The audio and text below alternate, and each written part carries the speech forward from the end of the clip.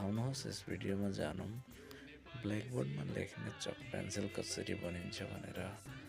चक pencil बनाउनको लागि चुना मिट्टीको व्यवहार हुन्छ।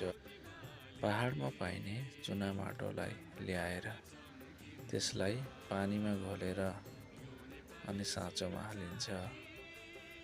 अनि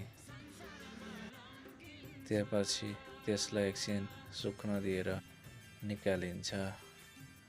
अनि त्यसलाई 2-3 दिन मजाले घाममा सुकाए पछाडि अनि त्यो चक पेन्सिल पुरै तयार हुन्छ।